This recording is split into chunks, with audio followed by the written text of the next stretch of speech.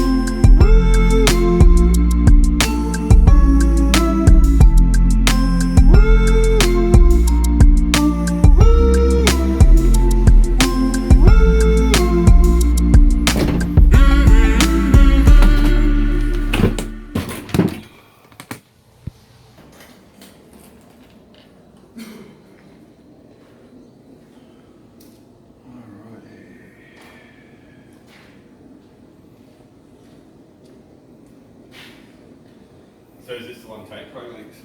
Yep. It needs to be full of water first, Craig. Yeah, Craig was telling me yesterday. I would have made a fun video. And I would have put some like fake sharks in there and shit. Oh no, crocodiles it would have been.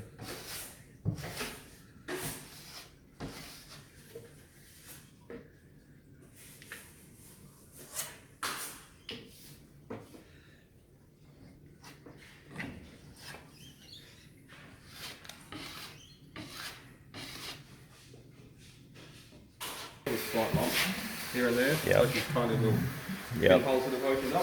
Mm-hmm. So you want to get that flat leg come across here. It's all nice and flat. Yep.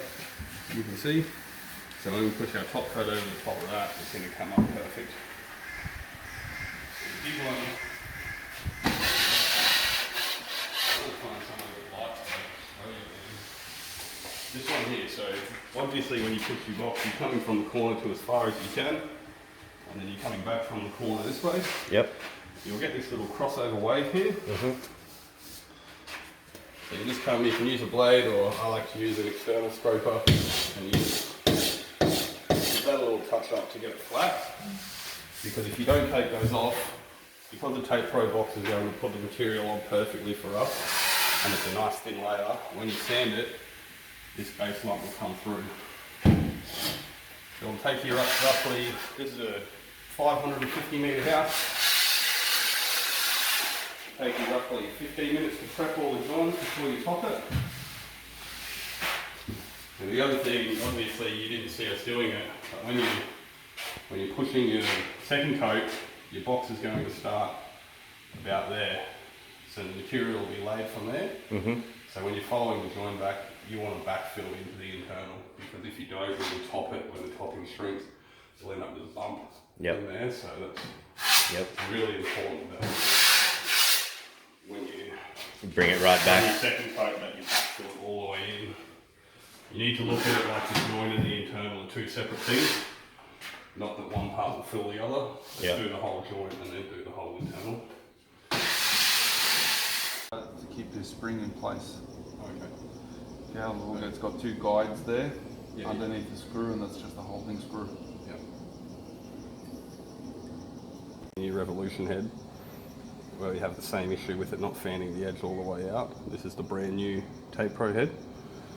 You can see on this corner here, this is still a really sharp edge. Like using it today, we've already worn it in a tiny bit. You can see here, this is the same. It's a relatively sharp head. This is Old Faithful. You Yeah, see how much got more good that's wear. worn in from the paper? Good glide. And so that is fanning that from this edge here down to this corner is what's giving that perfect fanned out edge. So as the Tape Pro wore in, even that tiny little bit Took that sharp edge took off. that sharp edge off. And started to And work then it better. was just, the only difference is while it's wearing in to somewhere like this point, or even in between this point and this point, it's more of a pressure game.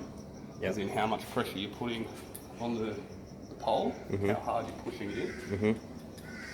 Because if you push it in too hard, it's going to squeeze the material out the side and give you Yep. that edge. If you don't push it hard enough, you won't fill the internal all the way through. Yeah. And you want full body all the way, as you can see in these, filled all the way to the edges.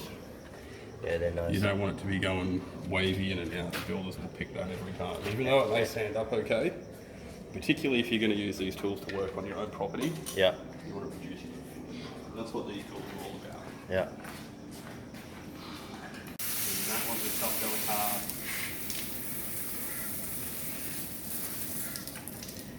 Oh, those roof tilers went home.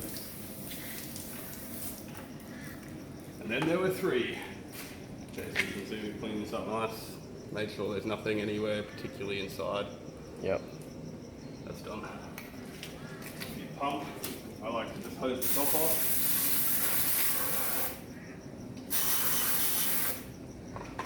Because this is brand new, we'll take the time to clean up the sides and whatnot. Final coat pop even what's a lot more than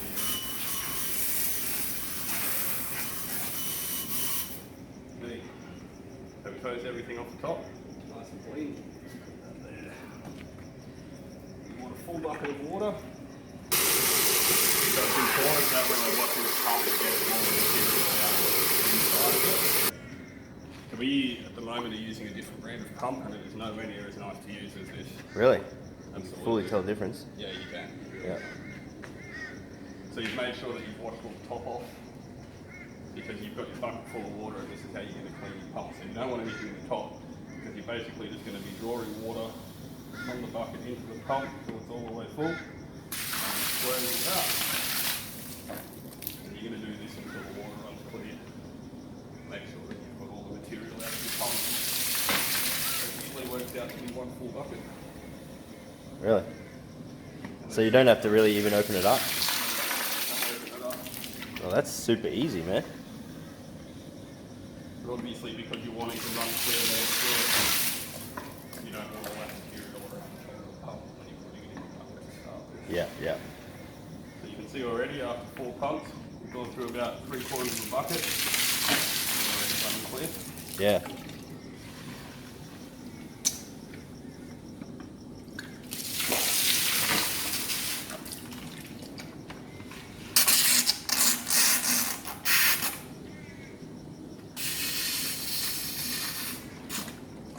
So did you need to water down when you filled it up? Did you need to water it down your premix or? You do, yes. Yeah, and mix it? Slightly water it down just so it will glide easier. That's what Alan was doing, yeah. Yeah. And he mixed it up. So that's us, we're cleaned up. Internals are done. Nice. It's still, there's no defects, and it's all nice and square. So, you want me to do that again? I heard it. I didn't hear it. The camera didn't Live? hear it. It's not live, Okay. but it is rolling. But yeah, I heard you say not doing the 3 ways all at once.